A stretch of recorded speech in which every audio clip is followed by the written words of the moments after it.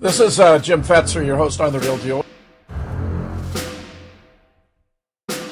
In Dallas, Texas, 3 shots were fired at President Kennedy's motorcade. It looks like one of those scenes of an old building being purposely dynamited and blown. When we are successful, I'm just a patsy, and we will be. Ready to come to the microphone, so we'll listen up. A new world order. So my name's Robbie Parker. It might have appeared that way, but from my close-up inspection, there's no evidence of a plane having crashed anywhere near the Pentagon. Let us never tolerate outrageous conspiracy theories concerning the attacks of September the 11th. President Kennedy died at 1 p.m. Live from the Media Broadcasting Center. Welcome to the new JFK Show number 88. We've got Dr. Fetzer. We're going to have Larry Rivera and Don Fox, myself, and Chance George in the engineer's chair tonight. All right, we're going to be taking a bold step forward. This video that I made this morning is a response to Alex Jones, Robert Groden, and Jim Marrs answering a question from a caller concerning Israeli involvement in the JFK assassination. Now, we've had Jim DiEugenio say that he's read Michael Collins Piper's book. However, he finds it unconvincing. So we're going to just let everyone, find out for themselves. And I'd like to think that we have Michael Collins Piper on tonight as our guest. Even though he passed away last year, I think his legacy carries on. So we're going to watch a video, and then we'll have our JFK team comment on it as soon as we're done. Bye.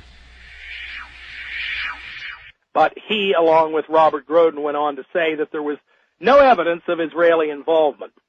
Now, what was interesting is that Jim Marrs also went on to say that Israel did not have the power over here in the United States to subvert the CIA and the FBI and the military, et cetera, other power groups involved in the assassination.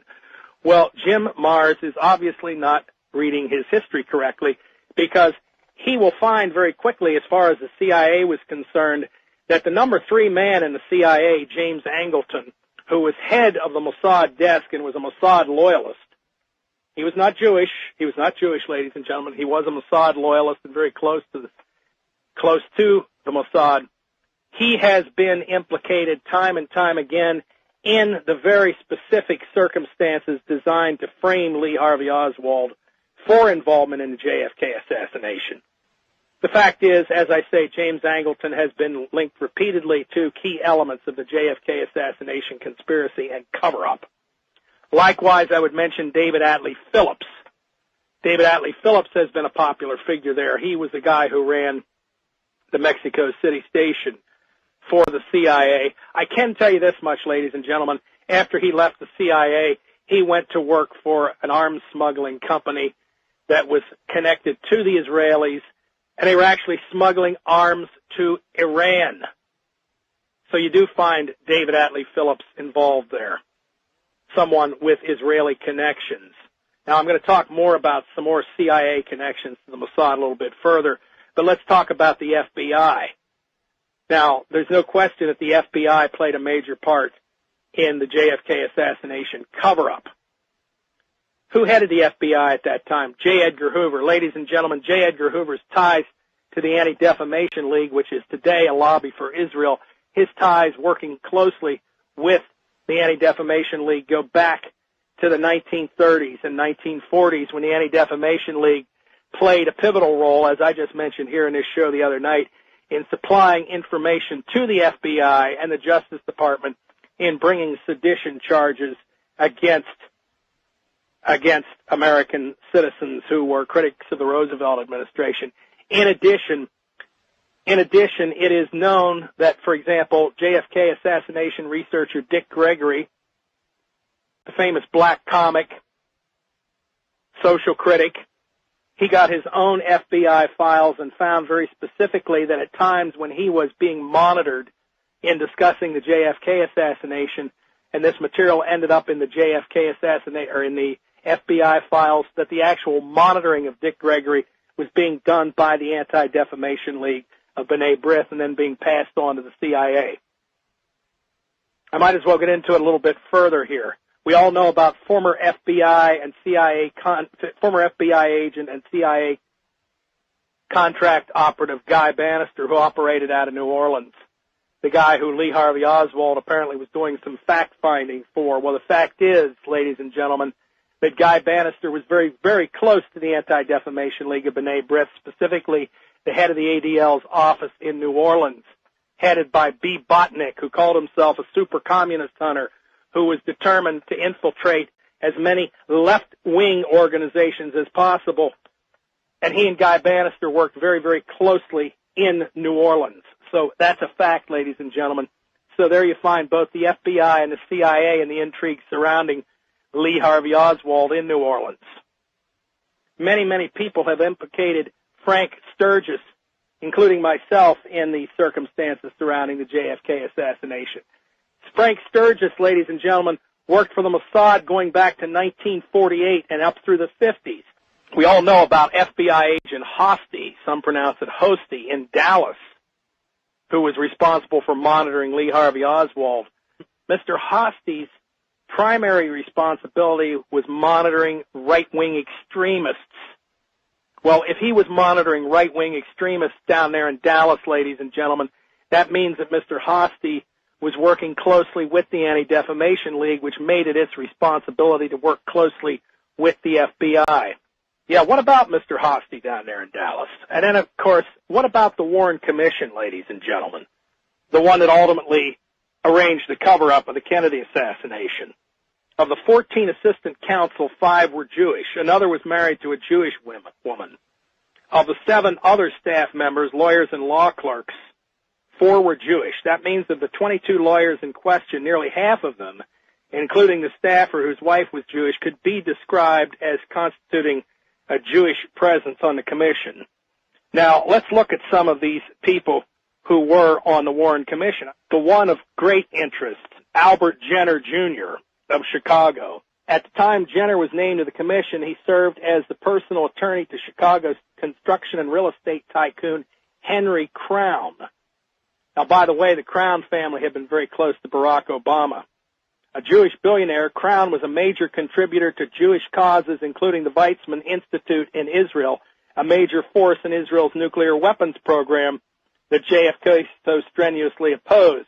Crown also was a major stockholder in the General Dynamics Corporation, which Jenner also represented, which was under investigation by the Kennedy Justice Department. Other major stockholders in General Dynamics were the Bronfman family. The Bronfman family were the powers behind the Permindex Corporation, on whose board of directors sat Clay Shaw of New Orleans. And, of course, Clay Shaw of New Orleans was featured very prominently in Oliver Stone's film JFK. Let's check out another person who was on the Warren Commission, Gerald Ford. Gerald Ford, the man behind Gerald Ford, in fact, he was once described as one of the mystery men behind Gerald Ford who would tell the president what to do and when to do it. Max Fisher was in turn tied very closely to the elements around the Permindex Corporation. Max Fisher was a leading supporter of Israel here in the United States. He was also tied very closely to the Cleveland Crime Syndicate, which, of course, was part of the Meyer-Lansky Crime Syndicate. Folks, it goes on and on and on. What about Jack Ruby, ladies and gentlemen? Jack Ruby bragged that he was smuggling arms to Israel. But in more recent years, okay, Jack Ruby, how much more lower on the level can you get? Dr. William Pepper, who has represented James Earl Ray and who's written about the assassination of Martin Luther King, Dr. William Pepper has pointed out that back in 1963, Jack Ruby was personally involved in an arms smuggling operation, which was stealing arms from U.S. armories, and one of the people involved in this arms smuggling operation was a high-ranking Mossad officer. He doesn't name him, but I have reason to believe it was Michael Harari. Jack Ruby had a definitive Mossad tie, and this relationship with this Mossad officer also involved Raoul, the famous person whom James Earl Ray contended several years later was his handler in the Martin Luther King assassination. You see, folks, there are a lot of Mossad connections, and connections through the Lansky Crime Syndicate, and connections through the Permindex Corporation, which is another matter altogether. Now, why is it then that they're saying there are none of these Mossad connections, very definitive Mossad connections? I was shocked of the 180-degree turnabout in U.S. foreign policy that took place upon JFK's assassination. Yeah, you know, this whole aspect of JFK and nuclear weapons in Israel. You know, we have this guy, Clay Shaw, serving on the board of Permindex. Chief Executive Officer of Permindex is Louis Bloomfield, who, along with the Bronfman family, was among a group of American and Canadian millionaires who put up about $150 million for Israel's nuclear arms programs. Who funded Clay Shaw's defense when Jim Garrison in New Orleans prosecuted Clay Shaw? It was the Stern family of New Orleans, very powerful Jewish family in New Orleans who owned WDSU radio and television station that played a major part in painting Lee Harvey Oswald as a pro-communist extremist. And guess what? The Stern family were also major shareholders in the NUMEC nuclear plant up in Pennsylvania, from which it appears that nuclear material was smuggled from the United States to Israel with the connivance, ladies and gentlemen, of James Angleton, the number 3 man in the CIA. Pretty tight connections to the Bronfman Syndicate, the Lansky Syndicate, Israel's Mossad. Ladies and gentlemen, why is Alex Jones ignoring this? Why is Alex Jones covering this up? And what about Frank Sturgis's ties to the Mossad going back to 1948? Then when you start looking at the circles surrounding Lee Harvey Oswald, everyone from Clay Shaw to apparently Frank Sturgis and Guy Bannister, who were all interconnected, to Annie Castro Cuban training camps down around New Orleans. Who were funding some of those camps down there in New Orleans, ladies and gentlemen? People from the Jewish crime syndicate. These were elements that were apparently entirely separate from some of the other CIA-funded operations against Castro. Very specific, funny little groups that were operating down there, ladies and gentlemen. And the guy who introduced Lee Harvey Oswald to David Ferry, Mr. O'Sullivan, knew Oswald from homeroom in high school. Mr. O'Sullivan later became chief of detectives or chief of police intelligence in New Orleans during the Jim Garrison investigation. And then after that, guess what he did? He gave up. Fred O'Sullivan, he gave up his American citizenship. He converted to Judaism and went to Israel, where he became Ephraim O'Sullivan and went to work for Israel's Mossad. And today his son, Ari O'Sullivan, is a military correspondent for the Jerusalem Post. What about Lyndon Johnson? Look, I don't doubt that Lyndon Johnson probably knew about it, or once he knew about it, what really happened, he knew what to do and why he should do it because of the Jewish power groups in this country. And in Final Judgment, we document very carefully and thoroughly that Lyndon Johnson was one of the key Israeli handmaidens in the United States Senate. But I'm here to tell you, Lyndon Johnson was not the mastermind of the JFK assassination. And I'm here to tell you also that there is evidence pointing to Israeli involvement at all sorts of levels here, ladies and gentlemen, high and low, and you cannot get away from it. There's no one who's ever taken away from the integrity or criticized the judgment of the late Penn Jones. Penn Jones said, Jack Ruby was a close intimate of the members of the Dallas Police Force and other U.S. law enforcement agencies, as well as the Israeli counterintelligence organization, along with his one-time employee, Nancy Perrin-Rich. Identifying Ruby as being involved with the Israeli intelligence opens up a completely overlooked area concerning the assassination of President Kennedy.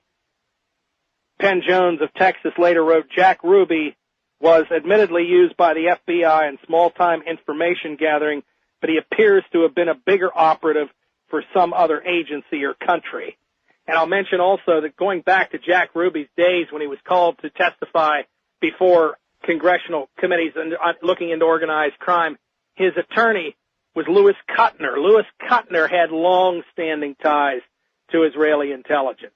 Jack Ruby's attorney, the guy that represented him before the U.S. government. After all, we are talking about the murder of an American president. We're talking about a coup d'etat that resulted in a 180-degree turnabout in U.S. policy towards Israel and the Arab world, a policy that resulted in Israel being able to build nuclear weapons, which JFK opposed.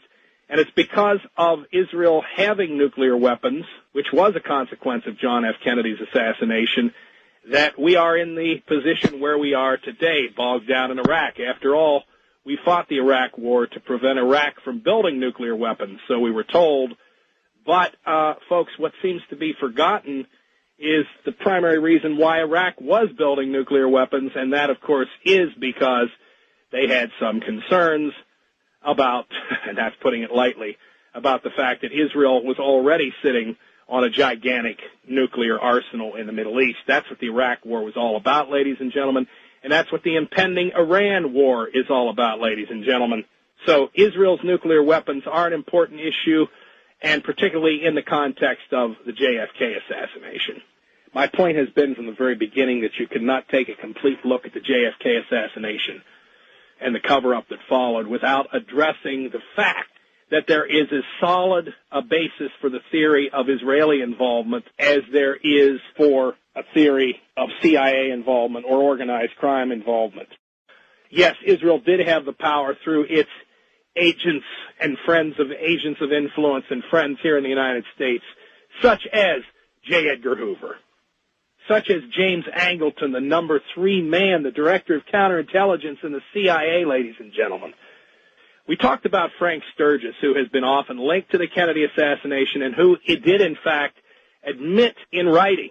Sturgis specifically said in the letter that he was working for James Angleton of the CIA, and, of course, Angleton was not only the number 3 man in the CIA, but the very pro-Israel head of the Mossad desk there. Sturgis was a Haganah mercenary during the first 1988 Israeli-Arab War. He also had a girlfriend in Europe who worked for Israeli intelligence and with whom he worked. He worked as a courier in Europe. And it was well known among anti-Castro Cuban exiles that Sturgis had worked for the Mossad and done so for a long, long time, folks. Sturgis worked for the Mossad going up into the 1970s. Also, what you also have to keep in mind is that Mexico City, which played a very major role in the circumstances surrounding the CIA office in Mexico City surrounding the JFK assassination, Mexico City was also a hub of Mossad operations. In fact, there were also 12 to 16 Mossad agents that worked out of Miami, and their influence reached throughout Latin America and the Caribbean. Now, what's interesting is that if you'll recall, there's a lot of evidence that Lee Harvey Oswald was mixed up with anti-Castro groups in the New Orleans area. Now, Professor John Newman of the University of Maryland has pointed out that Frank Sturgis founded the International Anti-Communist Brigade and that the backers of Sturgis's group have never been fully established. Now, a unit of Sturgis's brigade was something called Interpen that operated outside New Orleans. It was run by Jerry Patrick Hemming, and Sturgis was connected with Hemming and Interpen. Now, those activities of Jerry Hemming's group, Interpen, were known to have involved Guy Bannister and David Ferry, and, of course, many of you are familiar with those names. According to Jerry Hemming himself, Interpen's most important contact in the United States was Theodore Rakusin, a New York financier, whom Hemming himself described as one of the key founders of the State of Israel. So not only did we find Clay Shaw of New Orleans, memorialized in that famous film JFK, to which Jim Marrs contributed and received a big chunk of money from the Israeli arms dealer who was financing the film, which was produced by Oliver Stone, directed by Oliver Stone. We not only find Clay Shaw of New Orleans tied to the Mossad through his association with the infamous Permandex Company, we also find 2 other CIA-connected players in the anti-Castro operations out of New Orleans, Frank Sturgis and Jerry Hemming, involved in the Mossad sphere of influence, and Lee Harvey Oswald has been tied to all these key players. So, folks, right there on an operational level in New Orleans, 2 different strands, one with Clay Shaw and one with Frank Sturgis and Jerry Patrick Hemming, tied directly to Lee Harvey Oswald at the lowest operational level of the Kennedy assassination conspiracy. And we do know for a fact, as I say, that Jack Ruby had his own connections to the Mossad. This was documented by Dr. William Pepper. In fact, don't forget, when Jack Ruby was in the Dallas police station, he told people he was working as a translator for Israeli newspapers. All these JFK researchers, they've never determined who those Israeli newspapers were, and it's a known fact, ladies and gentlemen, that the Mossad over the years has, and this has been documented, the Mossad, not by Mike Piper, by others, the Mossad has utilized Israeli newspaper reporters as their assets. In his book, The Rise of the Fourth Reich, Jim Marrs references the JFK assassination, I think in an entire chapter, and he admits in that chapter that Colonel Louis Bloomfield, who was the chief executive officer and chairman of the board of this mysterious company named Permindex, he admits, I believe, as Jim Marrs puts it, that Louis Bloomfield had quote-unquote Zionist connections. But then he goes on to suggest that this Permindex operation and the entirety of the JFK conspiracy was a Nazi plot. Now, Louis Bloomfield was a top lawyer and henchman of the Bronfman family. He was a major player in Israel's fundraiser for Israel's nuclear weapons program. Now, when you put these things together in the context of the connection to Clay Shaw, who was on the board of Permindex and whose defense in the Garrison trial was funded by the Stern family of New Orleans, a prominent Jewish family, who also were investors in the NUMEC Corporation, from which nuclear material was smuggled to Israel. And then you take all these connections from Lee Harvey Oswald to Guy Bannister and David Ferry to this group in New Orleans that was an anti-Castro group that was being funded by a person who was one of the quote-unquote founders of Israel. You can't get away from it.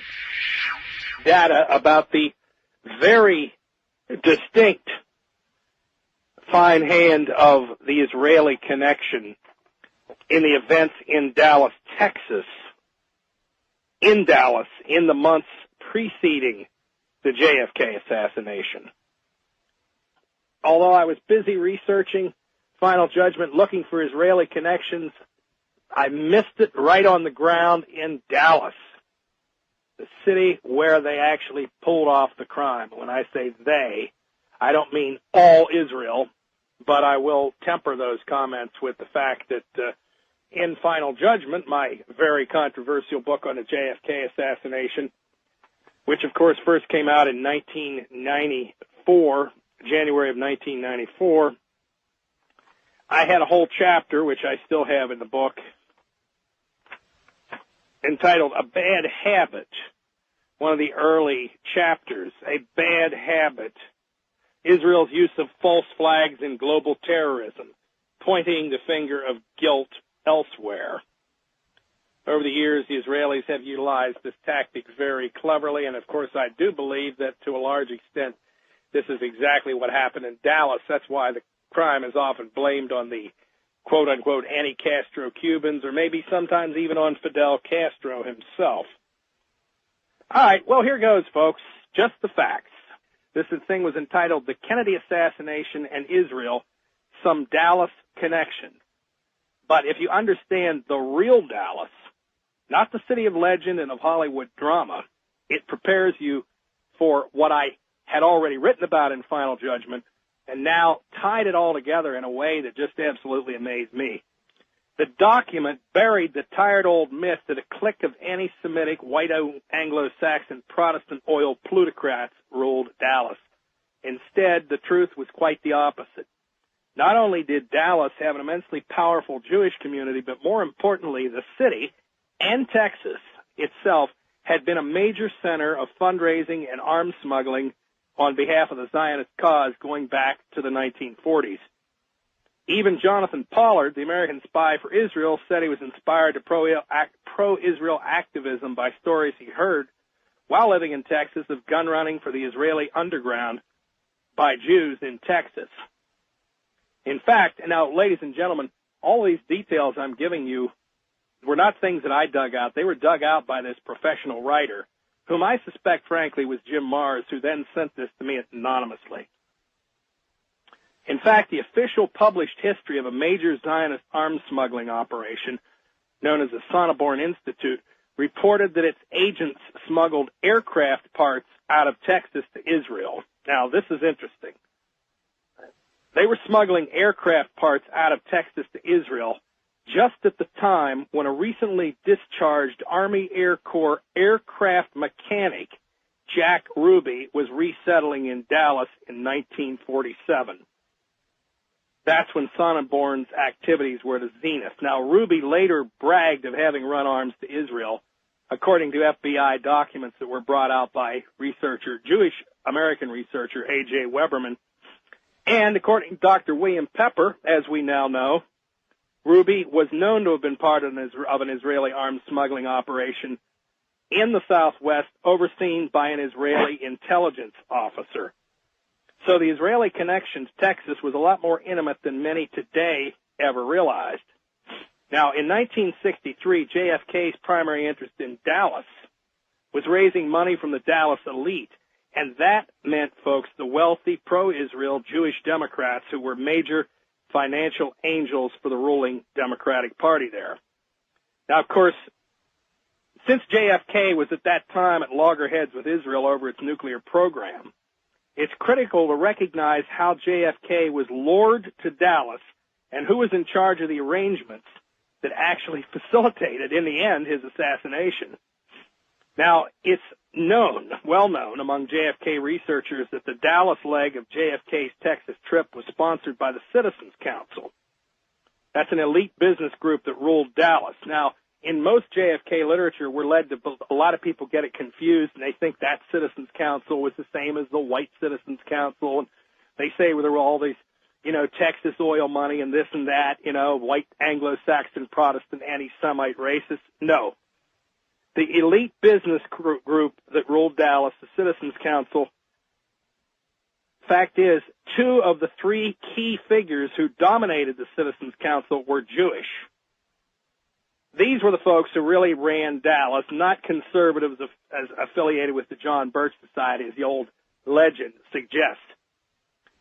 In 1963, one of those Jewish power brokers was an outspokenly pro-Israel liquor wholesaler, Julius Schweppes, who held the distribution rights in Dallas for the Bronfman family's Seagram's products.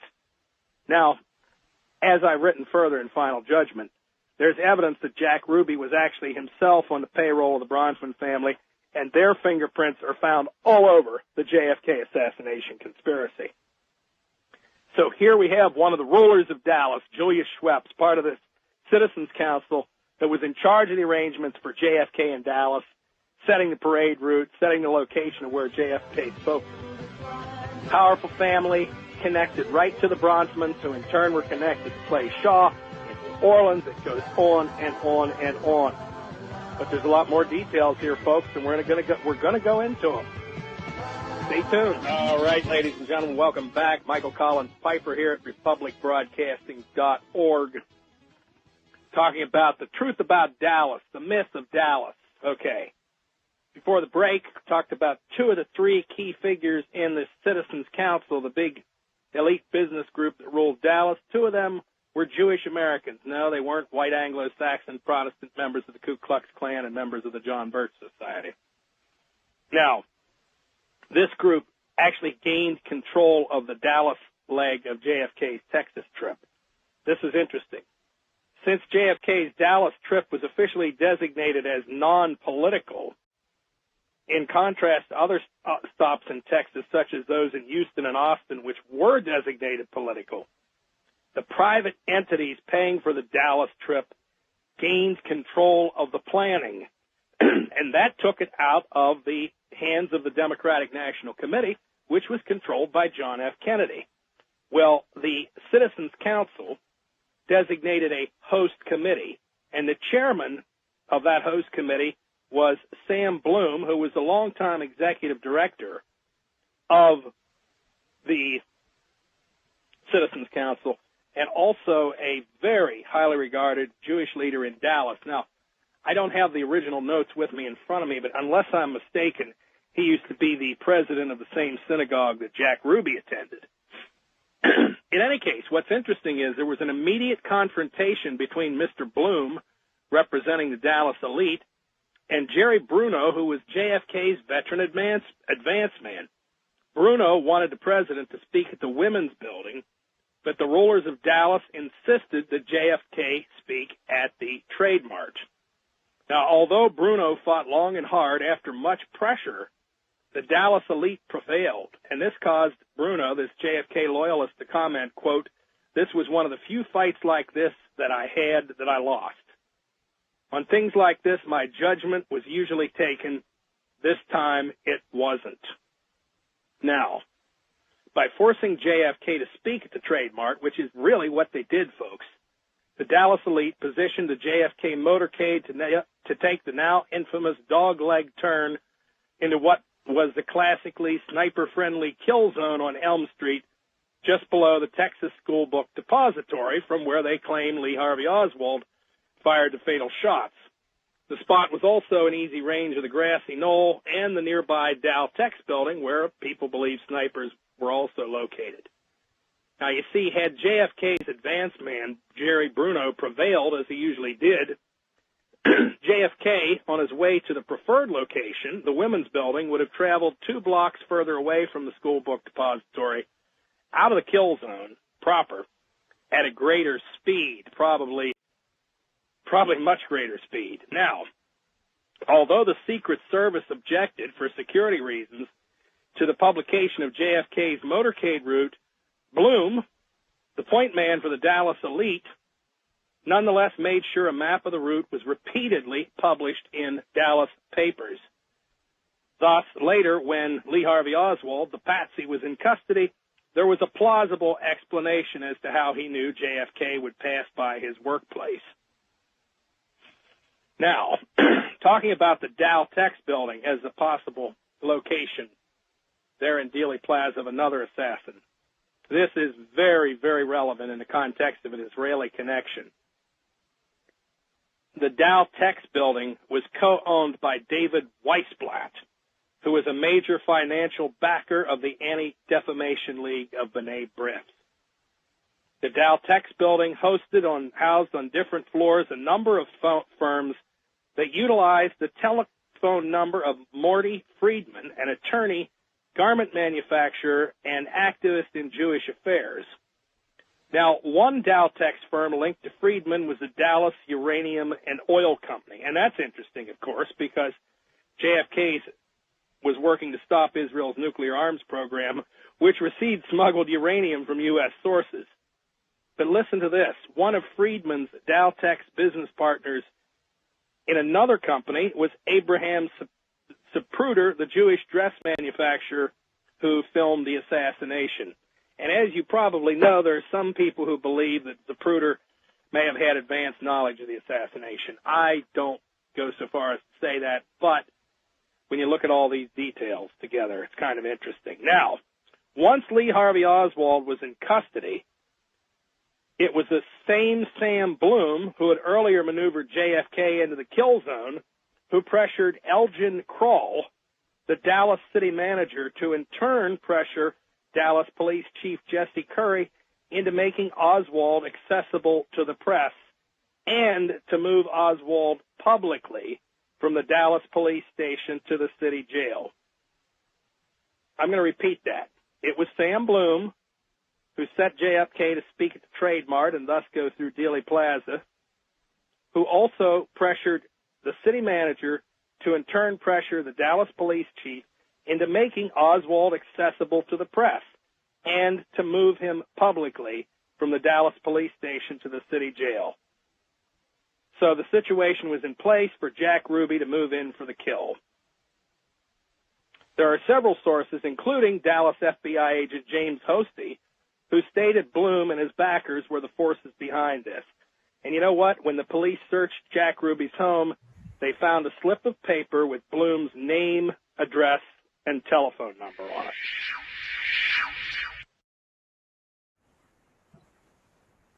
All right, I'm glad to have my panel here. I'll quote Don, it seems like an avalanche of one thing after another, and as Michael Collins Piper screamed out several times, you just can't get away from it.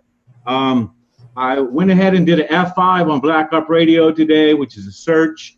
I typed in Israel, still zero. And it appears to me that this was done in the mid-'90s before Black Op Radio came around, and not one hint of Michael Collins Piper, right or wrong. I don't understand why he shouldn't be on there. So, well, I got to tell you, Gary, listening to this, it seems to me one of the best presentations Michael Collins Piper ever gave. It impressed me very much right across the board. So it enhanced my opinion of him. Well, what happened is a caller called in and confronted Alex Jones, and this is around 2008 or 9 or something like that. It was November 2008. Mm-hmm. And from what I'm starting to admire people who were criticizing Alex Jones in the 90s, but he was a little leery because Alex Jones was so big. But he had Jim Marrs on the show, and he had Robert Groden, and they were point blank asked if Israel had anything to do with it. Now, Robert Groden jumped right away and said, absolutely nothing, absolutely nothing. And Jim Marrs was a little more, I guess, sidestepping a little bit. And he said that, well, maybe at the highest levels, we may have to have, they would have to at least acquiesce on allowing the assassination to happen. Comment, fellas? Yeah, I was going to jump in quick. The last thing Piper uttered there was about Sam Bloom. And then when they were going through Ruby's apartment, they found a slip of paper on it with Sam Bloom's name, phone number, and address on there in Ruby's apartment after he'd gotten arrested for shooting Oswald. Mm-hmm. Hey, Jim? Go ahead, Don. Okay, as we all know, Sam Bloom was intimately connected with the whole transfer, as Piper was talking about, the transfer of Oswald from the Dallas police station to the city jail. Bloom was putting pressure on the city manager, who was in turn putting pressure on the police chief to make the transfer public. How many JFK researchers ever talk about that? Yeah, that's a great point, Don. It's a great point. Setting it up to shoot Oswald by making the information public and giving everyone an understanding that it was going to happen. I mean, that's very clear. They had to take him out. They had to silence Lee before what he had to say would become known. And the point man said he's never, ever been denied his wishes in setting up a route for the president to go down. He said, but this time it was different, and they pressured me hard, and you see what happened. It was Sam Bloom. How often do you hear Sam Bloom? The whole JFK thing. Yeah, I've heard plenty of people deny Israeli involvement, and other people screech, "There's no evidence for that," but they never talk about Sam Bloom. They never do.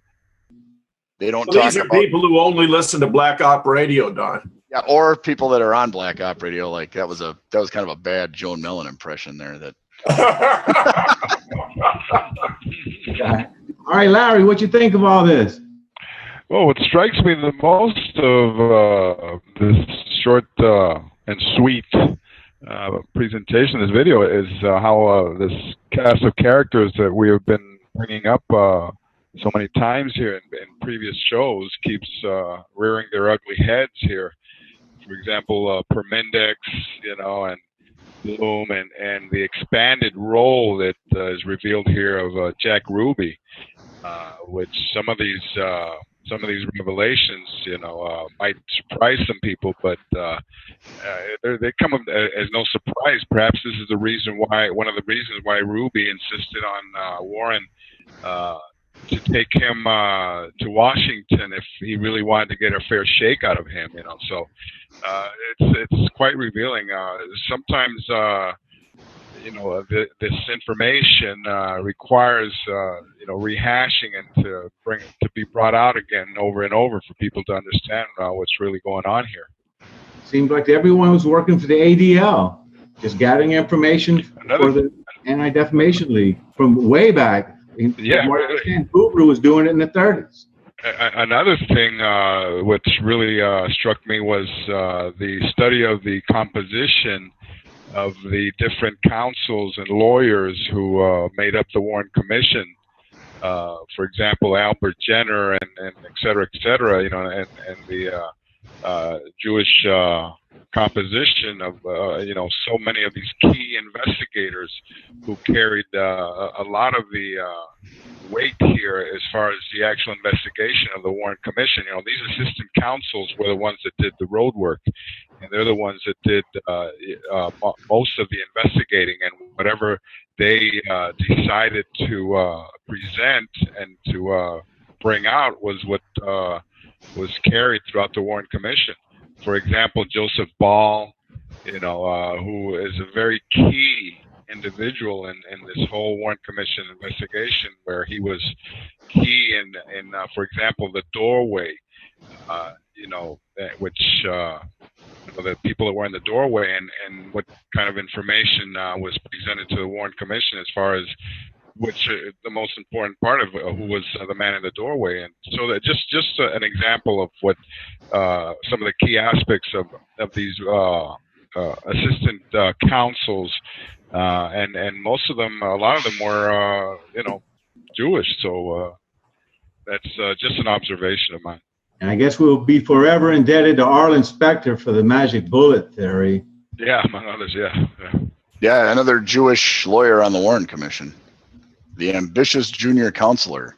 You know, and before we maybe get off on too far of a tangent, one of the, I don't know if it was in the this half-hour presentation, but Gary edited this down from a 3+ hour YouTube clip, and Piper was talking about Robert Groden, because that was, you know, that was what originally had set Piper off, was Jim Marrs and Robert Groden on the Alex Jones show back in I think it was November 10th of 2008, and he talked about Bob Groden. I mean, you can hear Bob Groden flatly denying Israeli involvement in that show, and then Piper was talking about the fact that he thinks Groden is Jewish. He said that? I didn't catch that. Yeah, he did say that. Yeah, I'll find that. We can play that little clip next week. And what do you think about Jim Marrs being the one that anonymously, he suspects, anonymously sent the 19 points of Israeli involvement? He really believes that it was Jim Marrs. So I talked to Jim Marrs in New Orleans, and every time I mentioned Israel, he agreed, but he won't get up behind the microphone and do it. So I guess you're living in Dallas, Texas. It's really not the place to get too cocky, huh? Dallas, Texas is a well-known Zionist stronghold. I mean, it's no coincidence that Alex Jones sprung up not too far from there. And yeah, I think Jim Marrs knows where it's at. He started out life as just I think he was a city reporter, I think, for just one of those local papers there in Dallas.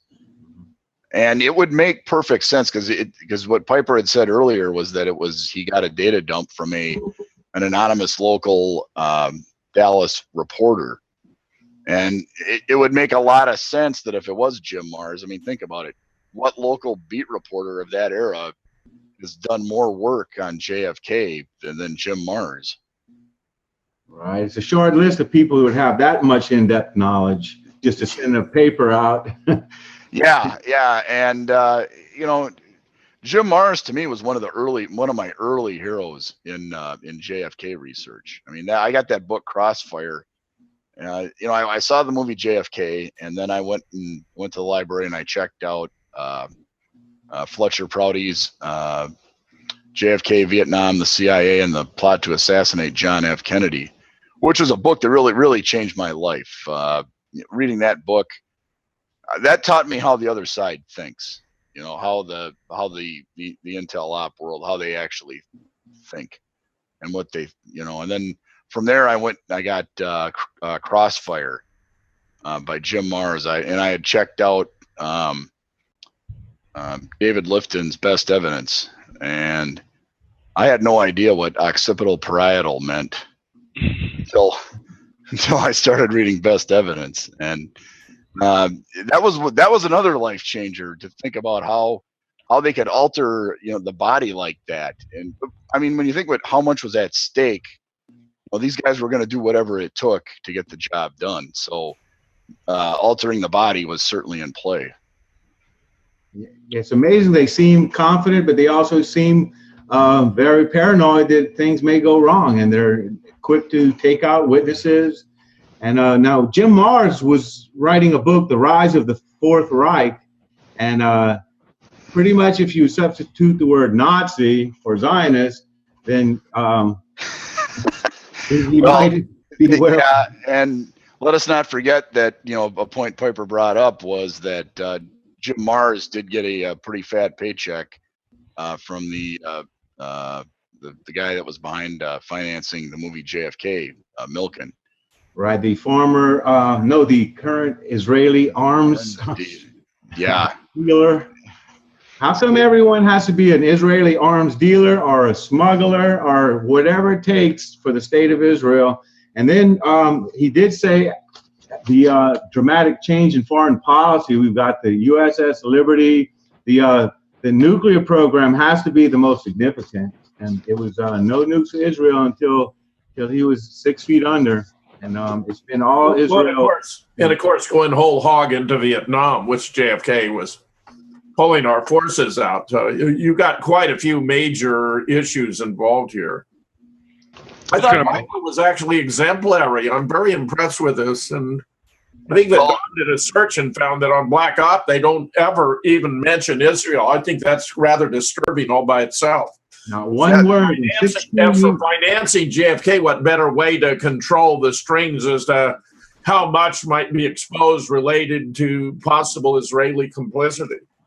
Jim, also you have to throw in there one of LBJ's most influential and greatest supporters were Israel and the Israeli lobby. So and Israel in general. So LBJ would have never gotten to where he got without their support. Johnson was a Jew. Lyndon Johnson was Jewish. Both of his grandmothers were Jewish, so on the maternal side. So there's no question that he was Jewish. And then come to find out, we have a recently discharged airline mechanic smuggling airplane parts to Israel. I mean, can we ship anything anywhere else? Is there any other location? Is there only one address stamp for everything? Yeah, that's a great point. Yeah, Jack Ruby was running airplane parts, guns, and all, and LBJ was doing that too. He was in the 40s. LBJ was running guns into Palestine to help the freedom fighters. Oh, that's what I'm talking about. Yeah. Well, what you got to say about all this, Dr. Fetzer? It's sort of new revelations from a 20-year-old. I think it's all terrific, Gary. I think getting all this out to discuss, angles to consider that have been largely overlooked in the past. I think that Michael Collins Piper may finally be getting some of the respect to which he's due for having been a pioneer in doing research on Israeli complicity in the assassination of JFK. I commend him. Well, I kind of look at it like this. Larry's the one that told me. He says, the things we're bringing up now, it may be 50 years from now before people are able to look at it in a fair way. But it appears to me that Michael Collins Piper was doing this in the mid-90s. And now here we are in 2016, and it's almost like new information. I've gotten so many comments and emails thanking us for bringing this information to it, and it's really not new. Yeah, no, but it is new to the JFK research community. Piper had it out there, but let's face it, like Jim DiEugenio, I think that clip we played a couple weeks ago on the show of him really summed it up. He's like, hey, I've been doing this for 20 years and I haven't found any evidence for Israeli complicity, and neither have all the other people. Well, that's right. You weren't looking very hard, were you, Mr. DiEugenio? No, and if they find it, they're going to turn their head quickly, that's for sure. Like I said, in 16 years, you can't even get one word to come up as far as any of this stuff is concerned. And it really is disheartening. I remember last week we were talking, they're in 2016, and they're ready to discuss the limo stop. Okay, that was just last week's show. And then putting down Michael Collins Piper's book is only two or 3 weeks ago. So they pretty much seem to be active in not allowing this in their gate. And so we're left to the only ones that are bringing this stuff up that I'm aware of in the JFK community, and that's for sure. And I've been to many a conference, and I'm still waiting. Other than Phil Nelson, he brings it up just a little bit, how Lyndon Johnson had one of his people in Hollywood and some sort of arrangement. They made certain that none of, no bad movies or things would come out of Hollywood about Lyndon Johnson. It seemed to work to this very day. Larry, would you like to add some thoughts about all this? Well, no, I agree. We've been talking about this for, I think, weeks or months, Jim, and it's just something that requires a little more attention. Obviously, it's not going to come from the mainstream media. We've actually had one of our shows banned, by the way. Right. And I know. So, it's the alternative media, such as this platform is the only way that people are going to get a little more information about this. Well, I'm a victim of, we all are, the Rouse and Kay. I had 2,800 views in one day.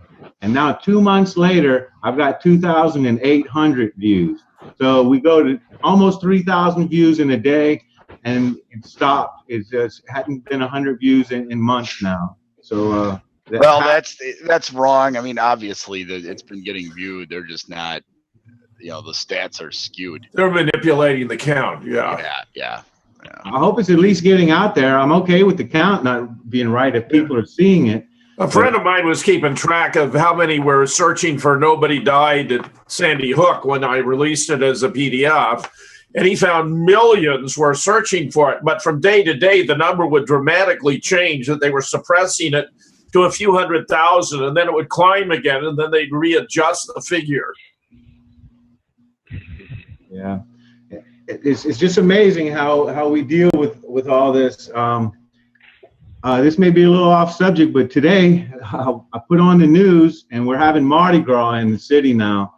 And they said that because of the Boston Marathon and the San Bernardino, that there will be more surveillance, more intelligence, more high technology. And they said it flat out. If you're in the city of New Orleans, you can rest assured that there's a camera on you at all times. And Gary, we even found the Craigslist ad for the extras at San Bernardino. Yeah, it's just amazing how it's just fake news. And now we have more police. We have these contraptions. They're up in the air. They have these crank up. It's just everywhere. Most of our viewers will be aware, but they could want to check out The Real Deal, episode 137, Staging Attacks from Sandy Hook to San Bernardino. If you don't know how these things are being done today, how flimsy is the fakery, check it out. You'll be a bit dumbfounded. I agree with that, but I talk to people about this, and sometimes they get really upset. It appears to me that it's like the robot on Lost in Space. When you tell them this stuff, they're socially programmed that their wires are just crossed, and they just go haywire, and it just doesn't compute. It doesn't compute. So we got a lot to do. Jim, then you have a tearful president go before the nation, pleading to get guns off. Fake news from a fake president over a fake event. How can we top that, Larry? The cops down on St. Charles Avenue are not fake with all their stuff. I mean, they're loaded to the gills with all kind of stuff to take you out. Yeah, don't forget about the fake long-form birth certificate as well. Oh, yeah, ridiculous. We're living in the Matrix. It's a big fake world out there, and if you want to prosper, you got to live with it. And if we say there was a massacre, then you go along with that. One word against it, and you're out. What we're encountering is that fighting fascism is very difficult in a fascist state. That's right. We try to do it. So, all right, any closing comments, Larry? No, I'm good. I'm good. It's glad to see everybody back on the job. Yeah, man. We're still under attack. I mean, Chance lost his entire channel and 4,000 subscribers. Oh my God! And yeah. 400 now. That's a hard hit. You know, but we'll just get up and dust ourselves off. Don, any closing comments? Yeah, I just want to say, to all these people out there that are denying the Israel angle, okay, then you have to explain Clay Shaw, Perm Index, Sam Bloom, Julius Schweppes, Edgar Bronfman, Louis Bloomfield, and on and on and on. And don't overlook Jack Ruby. No, Jack Rubenstein as well, yes. That's right. And I think I would just close by saying compliments to Michael Collins Piper. He was there before the rest of us. He seemed to have put his finger on a key aspect of the assassination, and he's entitled to respect for his accomplishment. And let's don't forget Ed Tatro. Don't look at the trade mod.